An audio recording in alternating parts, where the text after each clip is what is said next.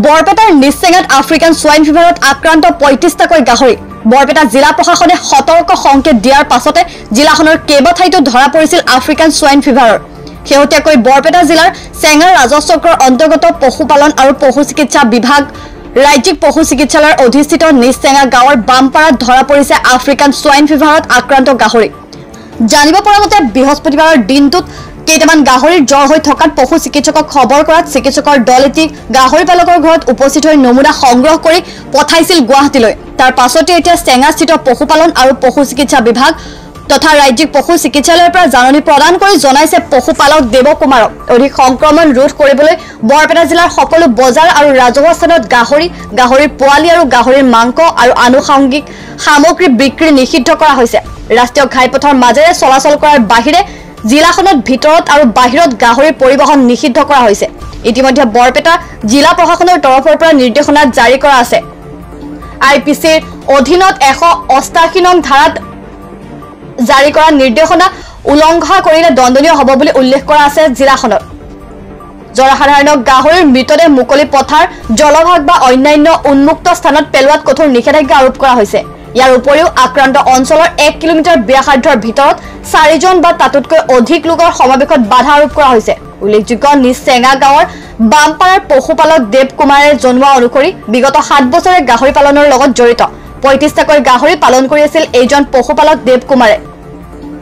বৰপেটাৰ চেঙাৰ পৰা লাচিত বায়নৰ ৰিপৰ্ট লেংডন বাতৰি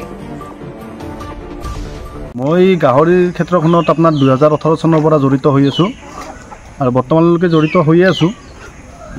বৰ্তমান আপোনাৰ ফাৰ্মত কিমানটা গাহৰি আছিল মোৰ ফাৰ্মত বৰ্তমান 35 গাহৰি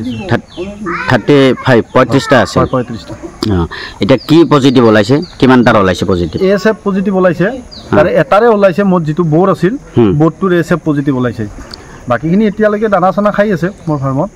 গাহৰিখিনি পশু চিকিৎসকৰ ফালৰ পৰা কিবা সুবিধা পশু চিকিৎসকে মই যেতিয়া ব্লাড কালেকশ্যন কৰি খানাপাৰালৈ লৈ গৈছিলোঁ চিকিৎসক ছাৰে আহি মাথক মোৰ ব্লাড কালেকশ্যন কৰি দিছে তেখেতে ব্লাডখিনি কালেকশ্যন কৰি দিয়াত সহায় কৰিছে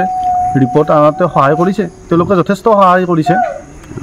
যিহেতু আপোনাৰ 35টা গাহৰি আছিল ইয়াত এতিয়াতো গোটেইখিনি ক্ষতি হ'ব হ'লে আপোনাৰ কিমানমান টকাৰ ক্ষতি হ'ব মোৰ প্ৰায় 6 লাখ মান টকাৰ ক্ষতি হ'ব এতিয়া চৰকাৰৰ পৰা কিবা আশ্বাস পাইছে চৰকাৰৰ পৰা যিখিনি ক্ষতি মানে চৰকাৰী ৰুল মতে যিখিনি মানে কালিং কৰাৰ পিছত দিয়ে সেইখিনি পাম বুলি তেওঁলোকে বিভাগীয় কৰ্তৃপক্ষই জনাইছে মোক কেতিয়া কালিং কৰিম বুলি কৈছে অহাকালি কালিং কৰিব আজি ভেটেনাৰীৰ পৰা মানুহ আহিছে আহি কি ক'লে অহাকালি কালিং কৰিব আজি যিখিনি ধৰক বনোৱা লাগিব বা জেচিপি সেইবিলাক যোগাৰ কৰিব দিছে সেইবিলাক নিজাববীয়া কৰি মোক তাৰমানে সেই কৰিব দিছে কিন্তু ছাৰ আহোঁৱে পইচা পাতি যিখিনি লাগে তেওঁলোকে বহন কৰিব চৰকাৰীভাৱে গোটেই খৰচ বহন কৰিব আৰু ইয়াৰ ক্ষতিখিনি কিবা মূল্য দিবনে মূল্য দিব ক্ষতিখিনিৰ যিখিনি 1 কুইণ্টলতকৈ ওপৰৰ গাহৰি আছে সেইখিনিত 15,000 টকা দিব আৰু বাকী তেনেকুৱা যিখিনি এখন লিষ্ট চাৰ্ট আছে সেইমতে জুখি লৈ গাহৰিখিনিৰ ক্ষতিপূৰণটো দিব